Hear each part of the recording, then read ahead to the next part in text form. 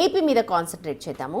ఏపీలో నిన్న అసెంబ్లీలో జరిగిన వాదనలు కనుక మీరు విని ఉంటే బోండా ఉమా అలాగే పవన్ కళ్యాణ్కి సంబంధించి పొల్యూషన్ మీద ఒక వాదన జరిగింది. అదొకసారి ఏం మాట్లాడారో విన్న తర్వాత మనం మాట్లాడాం. ఓకే రైట్, ఒకసారి బైట్ ప్లే చేయండి. ప్లాస్టిక్ని నిరోధించడం ఇది ఒక ఇష్యూ అయితే దానికి డిప్యూటీ సీఎం గారు చెప్పారు, అది బ్రహ్మాండమైనటువంటి ప్లాన్, యాక్షన్ ప్లాను. దాన్ని నిర్వహించి ఎమ్మెల్యేలు ప్రజాప్రతినిధులు అందరూ బాధ్యత తీసుకుంటే బ్రహ్మాండంగా జరుగుతుంది అధ్యక్ష. కానీ ఫ్యాక్టరీల పొల్యూషన్ అధ్యక్ష, ఇక్కడే ఉన్నారు కృష్ణయ్య గారు, చైర్మన్ గారు, పెద్ద పెద్ద వాళ్ళందరినీ కూడా వాళ్ళు మరి ఏం ఇన్ఫ్లుయెన్స్కి గురవుతున్నారో తెలియట్లు. కానీ రామ్కి పరిశ్రమ అధ్యక్ష ఈ పొల్యూషన్ దాంట్లో ఆయన కూడా వెళ్ళి విశాఖపట్నంలో ఇన్స్పెక్షన్ చేసి వచ్చారు. ఆయనే చెప్పారు ఆయన నోటెంట చాలా పొల్యూషన్ని డైరెక్ట్గా సముద్రంలోకి వాళ్ళు ఇండస్ట్రియల్ వ్యర్థాలని, ఈ ఫార్మాస్యూటికల్ వ్యర్థాలని వదిలేశారని చెప్పారు. అలాగే గౌరవ ముఖ్యమంత్రి గారు కూడా దాని మీద స్పష్టమైన ఆదేశాలు ఇచ్చారు, అలాంటి వాటి మీద చర్య తీసుకోండి అని. దాని మీద చర్య తీసుకోరు అధ్యక్ష. మున్సిపాలిటీస్ పనిచేయాలి. Everything you cannot completely directly correlate with pollution control board. అలాగే వారిది నేను ఒక ఆయన సరిదిద్దుకోవాలో లేదంటే నాకు తెలియదు, కానీ ఒక మాట అయితే చెప్పదలుచుకున్నాను. ఇది అందుబాటులో ఉండరు, ఇవన్నీ తప్పు. రాగానే గౌరవ మనకి చైర్మన్ గారికి కూడా చెప్పాను, first pollution control board open చేయమని. అదొక వాస్తవం ఏంటంటే పొల్యూషన్ కంట్రోల్ బోర్డు సామాన్య మనిషికి సంబంధించి ఓన్లీ ఇండస్ట్రియల్ కనెక్టెడ్ అనుకుంటారు. ఇది ఫస్ట్ టైం కృష్ణయ్య గారు వచ్చాక వారికి తెలియజేసిన హీ హ్యాస్ ఓపెన్ ఇట్. ఎవరైనా సరే ఎనీ ఆఫీస్కి వెళ్ళిపోయి మీరు పొల్యూషన్ కంట్రోల్ బోర్డు ఆఫీస్కి వెళ్తే మీకు అది ఓపెన్గా ఉంటుంది. దానికి నేను బాధ్యత తీసుకున్న తర్వాత మొట్టమొదటి చేసిన అధ్యక్షుడు. కాకపోతే దీని మీద అవగాహన కల్పించాలి, అసలు వెళ్తే కొంత సమాధానం. ఎందుకంటే first of all there is extensive employment shortage ఉంది, దానికి అదొక మేజర్ సమస్య. అలాగే వారు లేవనెత్తింది ఇంకొకటి రామ్కి సంస్థ మీద, వారికి షోకాస్ నోటీస్ ఇష్యూ చేయడం జరిగింది, యాక్షన్ తీసుకోవడం జరిగింది. అలాగే చాలా వ్యర్థాలు వదిలేస్తున్నారు ఇవన్నీ. అంటే ఒక ప్రాబ్లం ఏముందంటే ఏదన్నా సరే స్ట్రిక్ట్ యాక్షన్ తీసుకోవాలి అంటే ఎన్ని ఇండస్ట్రీస్ మూతపడిపోతే మనకు తెలియదు అధ్యక్ష. నాగేశ్వర్ గారు, అది నిన్న ఏంటంటే ప్రతిపక్షం లేదు కాబట్టి ప్రతిపక్ష పాత్ర కూడా వాళ్లే పోషించారు అని చెప్పి నిన్న అన్నారు. ఎందుకంటే గతంలో జరిగిన కొన్ని తప్పులు ఏవైతే ఉన్నాయి ప్రభుత్వంలో అవన్నీ కూడా ప్రజలకు తెలియజేయాలి, అసలు ఏం జరిగింది, ఎక్కడ ప్రాబ్లం అని చెప్పడానికి ఇది ఒక స్ట్రాటజీగా అనుకున్నారు. కానీ అక్కడ జరిగిన కొన్ని విషయాలని చూస్తూ ఉంటే కొంచెం డిఫరెంట్గా కనిపిస్తోంది. డైరెక్ట్గా పవన్ కళ్యాణ్ పేరు తీసుకున్నారు బోండా ఉమా. అండ్ ఇప్పుడు అంతర్లీనంగా ఏమనిపిస్తుంది అంటే పెద్దవాళ్ళకి అంటే తెలియకుండానే బోండా ఉమా ఫ్లూక్లో పవన్ కళ్యాణ్ పేరు తీసుకున్నారు, అందుబాటులో ఉండరు, ఆయన చెప్తేనే చేస్తామని చెప్పి అనేంత పరిస్థితి ఉందంటారా? అంటే అసలు ఏముంది అనేది మనకు తెలియదు అంతర్గతంగా ఏం. కానీ ఇద్దరు చెప్పింది వాస్తవం. ఒకటి పొల్యూషన్ భయంకరంగా సముద్రంలో వదులుతున్నారు, నదుల్లో వదులుతున్నారు, ఇది వాస్తవం. మీకు విశాఖపట్నం ఉదాహరణ చెప్తాను మీకు.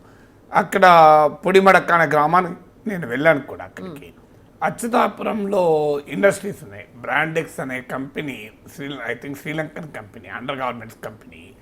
సో ఆ బ్రాండెక్స్ అనే కంపెనీకి కొన్ని సంవత్సరాల క్రితం నేను వెళ్ళాను.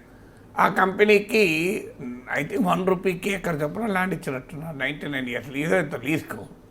వాళ్ళు ఎంత ఎంప్లాయ్మెంట్ క్రియేట్ చేస్తున్నారంటే కొన్ని వేల మంది, ఒక 3,000-4,000 మంది ఉమెన్కి, అది కూడా ఒకరు ₹6,000 ₹7,000 6,000 ఇచ్చే శాలరీ. కానీ అది వదిలిన వ్యర్థ పదార్థాలు పొడిమడక దగ్గర అనుకుంటా, గుర్తున్నంత వరకు కొన్ని ఏళ్ల క్రితం ఆడ 10,000 మంది మత్స్యకారులకు ఉపాధి లేకుండా చేసేసారు. అందువల్ల ఇండస్ట్రియల్ పొల్యూషన్ నదుల్లోకి సముద్రాల్లోకి కలుస్తున్నదన్నమాట నిజం. దాంట్లో ఏమీ డిస్ప్యూట్ లేదు మీకు. అది అన్ని నదుల్లో కనబడుతుంది ఇది. ఎందుకంటే ఇండస్ట్రియల్ ఎఫ్లూయెంట్ ట్రీట్మెంట్లు పెట్టి వాటిని వదలాలి, కానీ అది చాలా కాస్ట్లీ ప్రాసెస్. అందువల్ల వదులుతారు. ఇప్పుడు కంపెనీలు ఇది ఒకటే కాదు, మీకు ఇండస్ట్రియల్ ఎఫ్లూయెంట్ గ్యాసెస్ చూడు రాత్రిపూట వదిలేస్తుంటారు. So this is a reality. Pollution control board అనేది అంత ఎఫెక్టివ్గా పనిచేస్తుందా అంటే అనుమానాస్పదమే. సో అందులో డౌట్ లేదు. కానీ పవన్ కళ్యాణ్ అన్న మాట కూడా నిజం. యాక్షన్ అంటూ తీసుకోవడం మొదలు పెడితే ఎన్ని ఇండస్ట్రీస్ మిగులుతాయో కూడా తెలియదు. ఎందుకంటే it's a wide spread problem. ఇది ఒక్క రోజులో పవన్ కళ్యాణ్తో స్టార్ట్ అయ్యేది కాదు, పవన్ కళ్యాణ్తో పోయేది కాదు.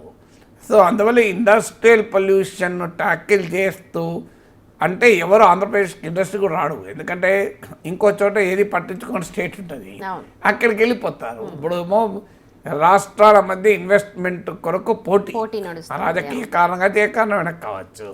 మనకు అమర్ రాజా పైన జగన్ ప్రభుత్వం రెస్ట్రిక్ట్ పెడితే వెంటనే బీఆర్ఎస్ ప్రభుత్వం ఆహ్వానించింది.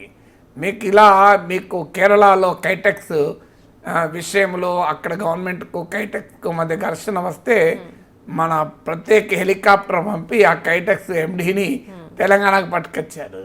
సో నిన్న కాక మన బెంగళూరులో ట్రాఫిక్ బ్లాక్ బక్ కూడా బ్లాక్ బక్ బెంగళూరులో ట్రాఫిక్ బాగా ప్రాబ్లం, అక్కడ సీఈఓ అనడితోనే లోకేష్ ట్వీట్ చేశారు, వెంటనే రా అన్నాడు. ఇలా కాంపిటేటివ్ ఇండస్ట్రియల్ ఇకో పాలసీ ఎన్విరాన్మెంట్లో మనం బతుకుతున్నాం.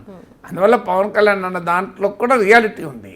కానీ but somewhere it has to begin కదా. అది ఒక్క రోజులో ఒక్క రాష్ట్రంలో జరగదు, దేశమంతటా జరగాలి. అప్పుడు దేశంలో కూడా ఏమవుతుందంటే ఇక్కడ ఇండియాలో కనుక మనం స్ట్రిక్ట్ చేస్తే వాళ్ళు వెళ్ళిపోయి ఇంకో థర్డ్ వరల్డ్ కంట్రీలో మళ్ళీ ప్రొడక్షన్ షిఫ్ట్ చేస్తారు.